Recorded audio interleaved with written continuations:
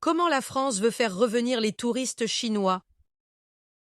Liaison aérienne réduite, prix des billets qui augmente, problème de visa, crainte sécuritaire. Les touristes chinois boudent encore la France, mais le gouvernement ne désespère pas de les convaincre de revenir dans le pays. C'est le but de la visite de la ministre déléguée au tourisme Olivia Grégoire en Chine jeudi et vendredi. En 2019, avant la pandémie de Covid, la France a accueilli plus de 2 millions de touristes chinois, soit 3% des flux touristiques, mais 7% des dépenses, avec 3,5 milliards d'euros de recettes.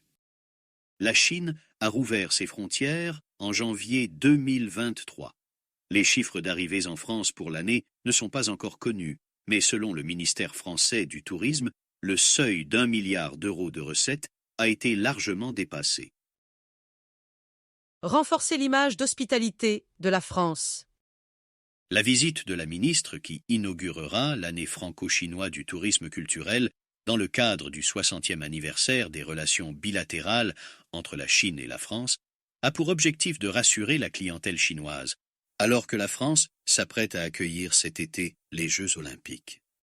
Fin mars 2023, en amont d'une visite du président de la République en Chine, 4 grands noms du secteur touristique, groupe ADP, Aéroport de Paris, Club Med, Galeries Lafayette et Accor, avaient écrit à Emmanuel Macron, suggérant des mesures pour renforcer l'image d'hospitalité de la France, récemment écornée. L'un des griefs était les problèmes d'obtention des visas en Chine et leurs tarifs. Sur le sujet très délicat des visas, il y a un travail qui est fait pour améliorer le traitement des demandes, assure le cabinet d'Olivia Grégoire avec notamment la réouverture de plusieurs centres de demande de visa à travers la Chine et une baisse des coûts du service. La question sensible des liaisons aériennes. Autre point d'achoppement, les liaisons aériennes. Air France assure depuis l'été dernier 14 rotations hebdomadaires vers la Chine continentale contre 32 avant la pandémie. Un accord bilatéral franco-chinois, suspendu depuis la pandémie, prévoit jusqu'à 128 rotations hebdomadaires. Air France s'oppose à la remise en vigueur de cet accord tant que l'espace aérien russe lui est interdit. Cela rallonge son temps de vol de plus de 2 heures et lui fait donc craindre une distorsion de concurrence avec les compagnies chinoises.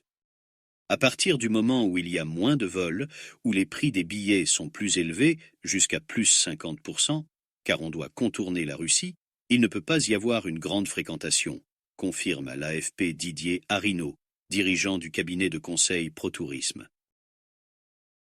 On est passé à une autre ère? Au moment de la reprise, les émeutes, durant une semaine fin juin à la suite de la mort de Naël, tué par un policier lors d'un contrôle routier, NDLR, qui ont été très médiatisés en Chine, n'ont pas été une bonne chose non plus. Ajoute-t-il. On sait à quel point les Chinois sont sensibles à l'aspect sécurité. Un certain nombre ont décidé de venir en Europe sans venir en France, selon M. Arinaud. Il y a eu les émeutes et des actes terroristes, mais l'objectif de ce déplacement d'Olivia Grégoire est aussi de rassurer, et notamment en vue des Jeux olympiques, souligne son cabinet. Il ne faut pas oublier aussi qu'il y a une crise économique en Chine, ajoute Didier Arinaud. La clientèle qui est un peu revenue en France est donc d'abord une clientèle individuelle, celle qui a les moyens, qui arrive à obtenir les visas, analyse-t-il. La clientèle qui manque est celle du tourisme de groupe, selon lui. Je pense qu'on est passé à une autre ère et que cela suppose un marketing plus ciblé auprès d'une clientèle qui est plus en itinérance, découvre un peu plus profondément notre pays, dit-il. La France travaille sur son offre de tourisme. On se rend compte que les jeunes générations chinoises se tournent vers un tourisme durable, sont à la recherche de plus d'authenticité.